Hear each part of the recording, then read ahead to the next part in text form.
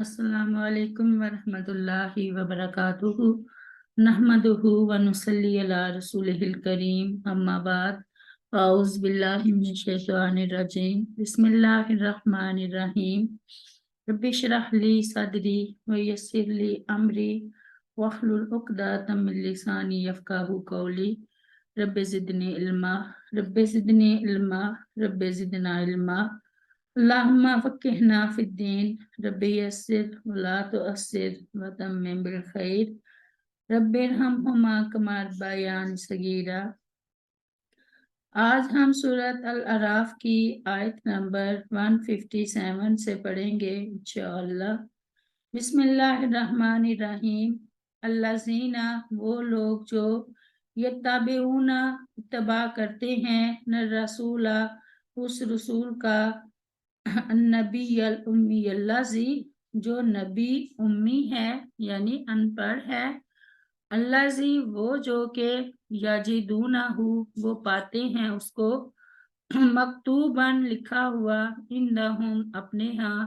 فی التوراۃ، تورات میں، والانجیل، اور انجیل میں، یأمرہم، وہ حکم دیتا ہے انہیں، بالمعروف، اچھے کاموں کا، ینہاہم، اور روکتا ہے انہیں، عن المنکر، برے کاموں سے، ویحل، اور وہ حلال کرتا ہے، لہم الطیبات، ان کے لیے پاکیزہ چیزیں، ویحرم، اور حرام ٹھہراتا ہے، علیہم الخبائث، ان پر ناپاک چیزیں، ویضع، اور وہ اتارتا ہے، عنہم، ان سے، اسرہم، ان کے بوجھ، والاغلال اللاتی، اور وہ توق جو، کانت، تھے، علیہم، ان پر، فالذین، پھر وہ لوگ جو، آمنو، ایمان لائے، بہی، اس پر، وعزروہ، اور انہوں نے تعظیم کی اس کی، ونصروہ، اور اس کی مدد کی، واتبعوا النور الذی، اور انہوں نے اتباع کیا اس نور کا، الذی، جو انزلہ، نازل کیا گیا، معہ، اس کے ساتھ، اولئک ھم المفلحون، یہی لوگ ہیں فلاح پانے والے۔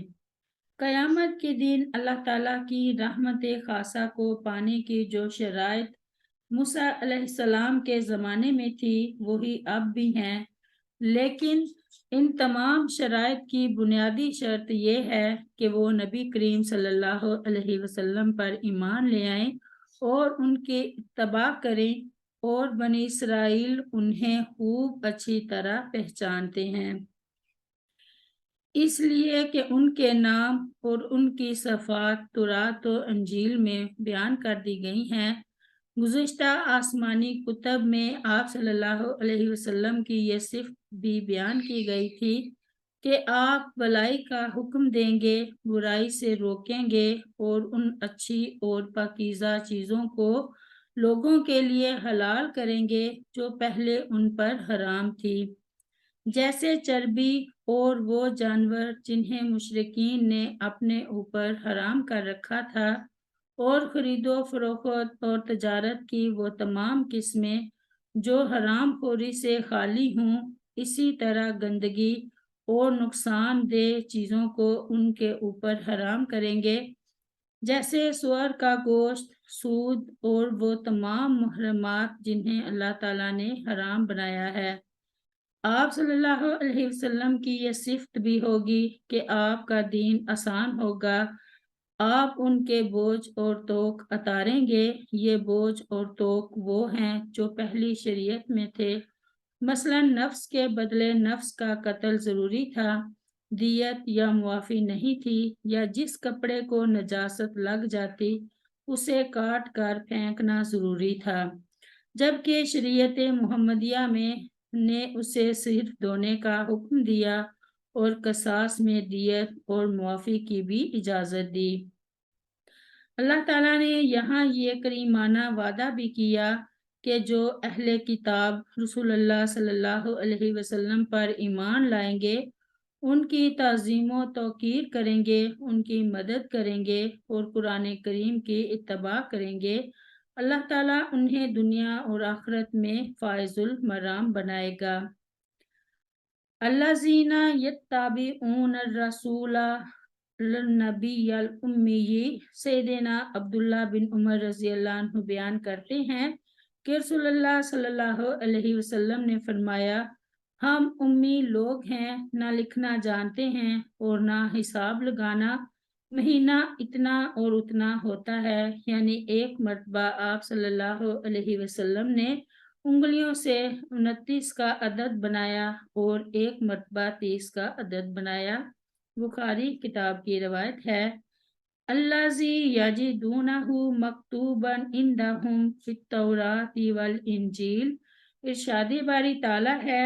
الذین آتینہم الکتاب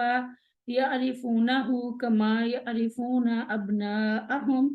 الذین خسروا انفسہم فہم لا یؤمنون۔ سورہ الانعام میں اللہ تعالیٰ فرماتا ہے، وہ لوگ جنہیں ہم نے کتاب دی وہ اسے پہچانتے ہیں جیسے وہ اپنے بیٹوں کو پہچانتے ہیں۔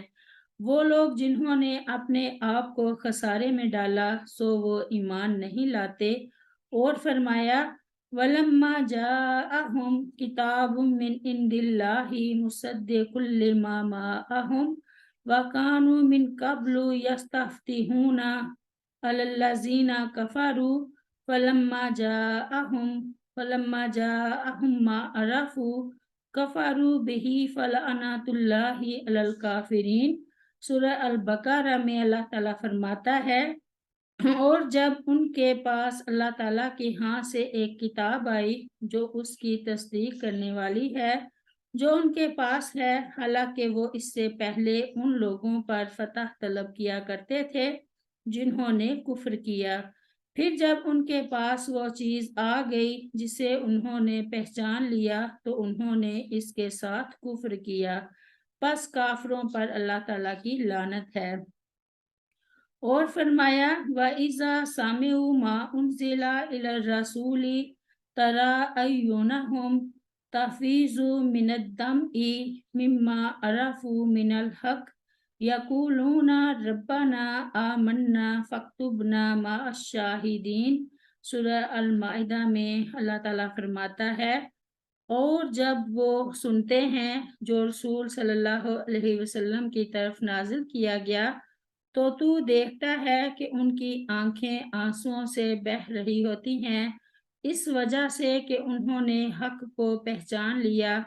کہتے ہیں، اے ہمارے رب، ہم ایمان لے آئے سو ہمیں شہادت دینے والوں کے ساتھ لکھ لے، آمین۔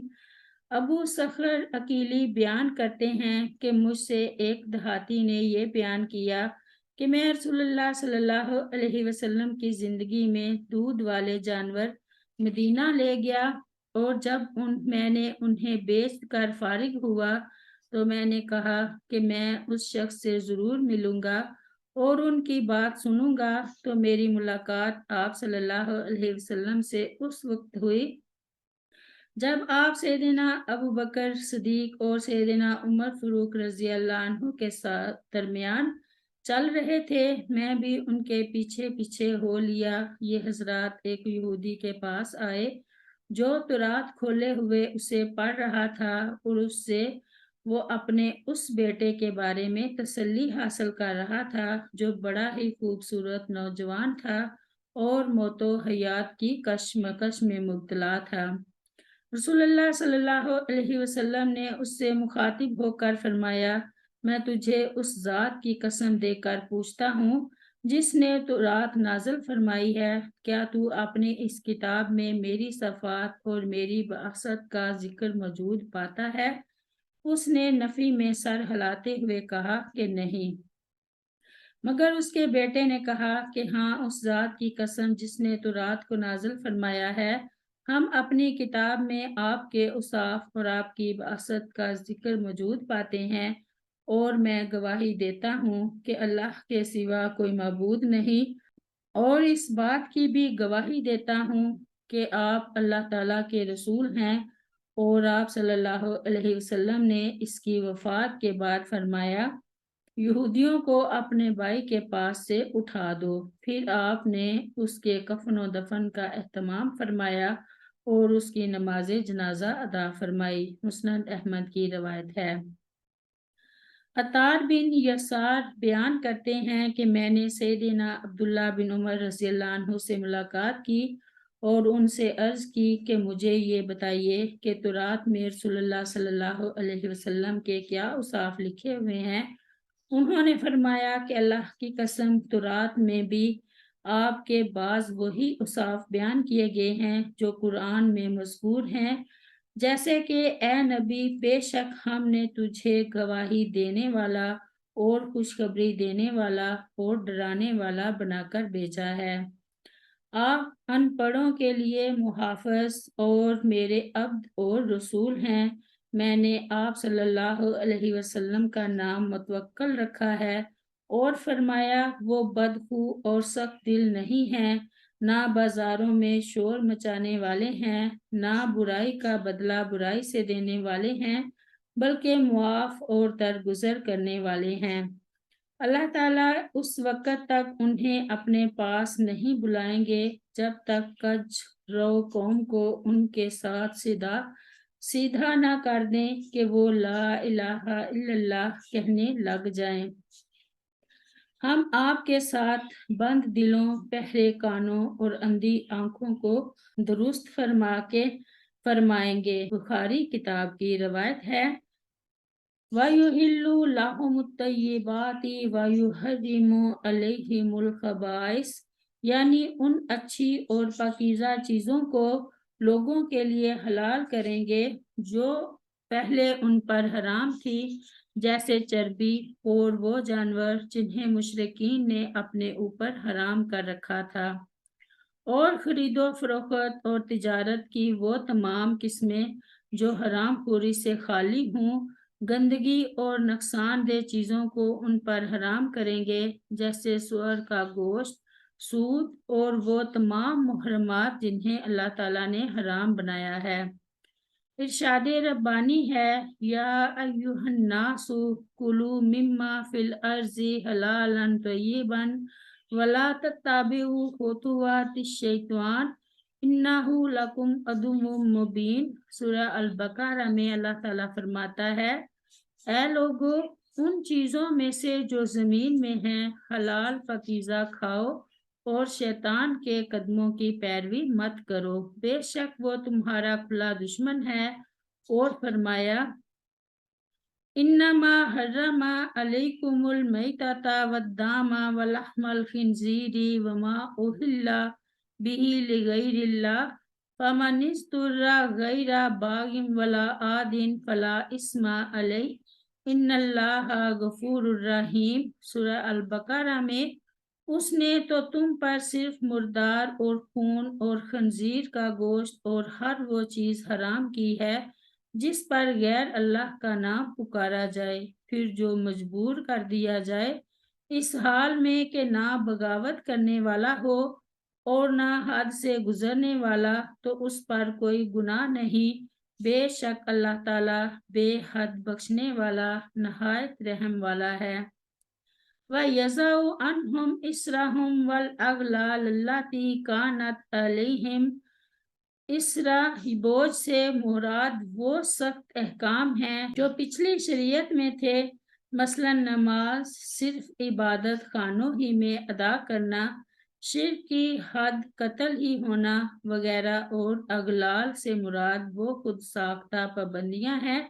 جو ان کے علماء نے ان پر لگا رکھی تھی یا ان کے عوام نے جو رسوم خود اپنے اوپر لازم قرار دے رکھی تھی۔ آج مسلمانوں میں نصرانیوں اور ہندوؤں کی دیکھا دیکھی موت کی رسوم مثلاً تیجا، ساتواں، چالیہ، پیدائش اور نکاح کی رسوم مثلاً پیدائش، بچے کی پیدائش پر دروازے پر شرینہ کے پتے لٹکانا، زچہ کی چارپائی پر لوہا رکھنا، ہجلے نچوانا، ان پر خرچ کرنا، بے اولاد خاتون کو منحوس سمجھ کر اسے اس گھر میں نہ آنے دینا، نکاح میں صحرا گانا، مہندی و منگنی کی خود ساختہ رسمیں، اسی طرح نیوندرا، سلامی، جہیز وغیرہ جن سے لوگوں کی زندگی دشوار ہو چکی ہے اور جن کا وجود نہ اللہ تعالیٰ کی کتاب میں ہے اور نہ سنت رسول میں، رسول اللہ صلی اللہ علیہ وسلم نے وہ تمام بوجھ اور توق اتار کر اصل اسلام پیش کیا جو نہایت سادہ اور آسان ہے۔ اللہ تعالیٰ نے قرآن کریم میں ارشاد فرمایا وَاجْتَبَاكُمْ وَمَا جَعَلَ عَلَيْكُمْ فِي الدِّينِ مِنْ حَرَجٍ سورہ الحج میں اسی نے تمہیں چنا ہے اور دین میں تم پر کوئی تنگی نہیں رکھی، اور فرمایا یرید اللہ بکم اليسر ولا یرید بکم العسر سورہ البقرہ میں اللہ تعالیٰ تمہارے ساتھ آسانی کا ارادہ رکھتا ہے اور تمہارے ساتھ تنگی کا ارادہ نہیں رکھتا۔ اللہ تعالیٰ نے اس امت کی رہنمائی کرتے ہوئے فرمایا کہ وہ یہ دعا پڑھا کریں ربنا لا تؤاخذنا ان نسینا او اخطانا ربنا ولا تحمل علینا اصرا کما حملتہ علی الذین من قبلنا ربنا ولا تحملنا ما لا طاقت لنا به واعف عنا واغفر لنا وارحمنا انت مولانا فانصرنا علی القوم الکافرین آمین۔ سورہ البقرہ میں اے ہمارے رب ہم سے مواخذہ نہ کر اگر ہم بھول جائیں یا خطا کر جائیں، اے ہمارے رب اور ہم پر کوئی بھاری بوجھ نہ ڈال جیسے تو نے ان لوگوں پر ڈالا جو ہم سے پہلے تھے، اے ہمارے رب اور ہم سے وہ چیز نہ اٹھوا جس کے اٹھانے کی ہم میں طاقت نہ ہو، اور ہم سے درگزر کر اور ہمیں بخش دے اور ہم پر رحم کر، تو ہی ہمارا مالک ہے، سو کافر لوگوں کے مقابلے میں ہماری مدد فرما، آمین یا رب العالمین۔ سیدنا انس رضی اللہ عنہ بیان کرتے ہیں کہ یہودیوں میں جب کوئی عورت حیض کی حالت میں ہوتی تو وہ نہ تو اس کے ساتھ کھانا کھاتے اور نہ گھر میں اس کو اپنے ساتھ رکھتے۔ نبی صلی اللہ علیہ وسلم کے صحابہ نے آپ صلی اللہ علیہ وسلم سے اس سلسلہ میں سوال کیا تو اللہ تعالیٰ نے یہ آیت نازل فرمائی وَيَسْأَلُونَكَ عَنِ الْمَحِيضِ قُلْ هُوَ أَذًى فَاعْتَزِلُوا النِّسَاءَ فِي الْمَحِيضِ سورہ البقرہ میں وہ تجھ سے حیض کے متعلق پوچھتے ہیں، کہہ دے وہ ایک طرح کی گندگی ہے، سو حیض میں عورتوں سے علیحدہ رہو اور ان کے قریب نہ جاؤ۔ رسول اللہ صلی اللہ علیہ وسلم نے فرمایا تم لوگ سوائے جماع کے ہر کام کر سکتے ہو، مسلم کتاب کی روایت ہے۔ سیدنا ابو بردہ رضی اللہ عنہ اپنے باپ سے بیان کرتے ہیں کہ رسول اللہ صلی اللہ علیہ وسلم نے سیدنا معاذ اور سیدنا ابو موسیٰ اشعری رضی اللہ عنہ کو جب گورنر بنا کر یمن بھیجا تو اپنے دونوں گورنروں سے فرمایا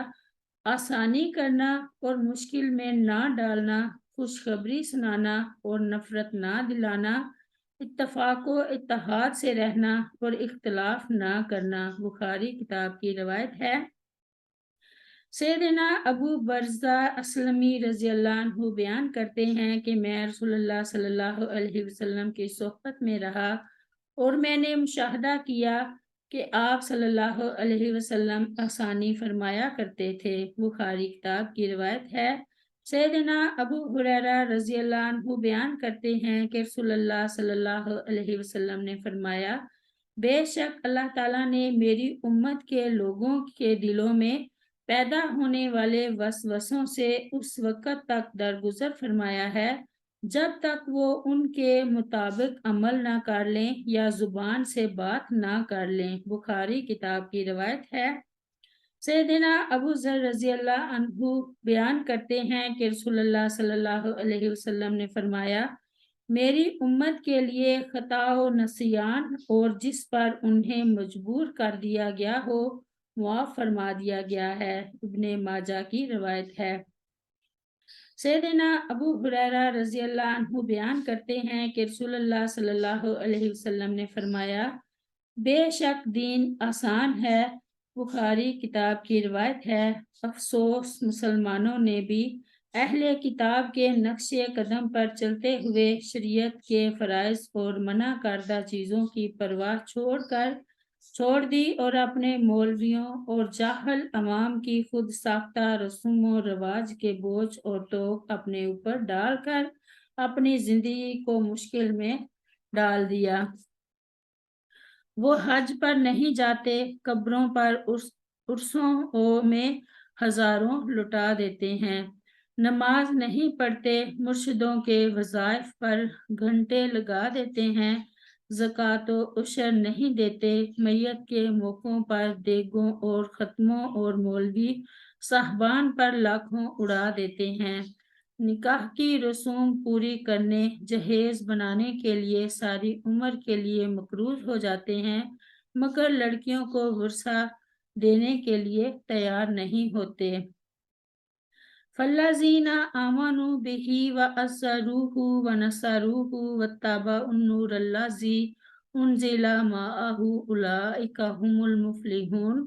اللہ تعالیٰ کا یہ کریمانہ وعدہ ہے کہ جو اہل کتاب رسول اللہ صلی اللہ علیہ وسلم پر ایمان لائیں گے، ان کی تعظیم و توقیر کریں گے، ان کی مدد کریں گے اور قرآن کریم کی اتباع کریں گے تو اللہ تعالیٰ انہیں دنیا و آخرت میں کامیاب فرمائے گا۔ اولئک ھم المفلحون سے معلوم ہوا کہ رسول اللہ صلی اللہ علیہ وسلم کی تشریف آوری کے بعد آپ کی آمد کا علم ہونے کے باوجود اگر کوئی شخص ایمان نہیں لاتا، خواہ یہودی ہو یا نصرانی یا کوئی اور، وہ ہرگز فلاح نہیں پا سکتا۔ سیدنا ابو موسیٰ رضی اللہ عنہ بیان کرتے ہیں کہ رسول اللہ صلی اللہ علیہ وسلم نے فرمایا، 3 شخص ایسے ہیں جن کے لیے دگنا ثواب ہے، وہ شخص جو اہل کتاب میں سے ہو، اپنے نبی پر ایمان لایا ہو اور پھر محمد صلی اللہ علیہ وسلم پر بھی ایمان لائے۔ نمبر 2، مملوک غلام جب تک وہ اللہ تعالیٰ کے حق کو اور اپنے مالک کے حق کو ادا کرتا رہے۔ نمبر 3، وہ شخص جس کے پاس اس کی لونڈی ہو، اس نے اسے ادب سکھایا اور عمدہ تربیت کی اور اسے اچھی اور عمدہ تعلیم دی، پھر اسے آزاد کر دیا اور اس سے نکاح کر لیا، بس اس کے لیے دگنا ثواب ہے۔ بخاری کتاب کی روایت ہے، رب اغفر لی ولوالدی ولمن دخل بیتی مؤمنا وللمؤمنین والمؤمنات سبحان ربک رب العزت عما یصفون وسلام علی المرسلین والحمد للہ رب العالمین۔ السلام علیکم ورحمۃ اللہ وبرکاتہ۔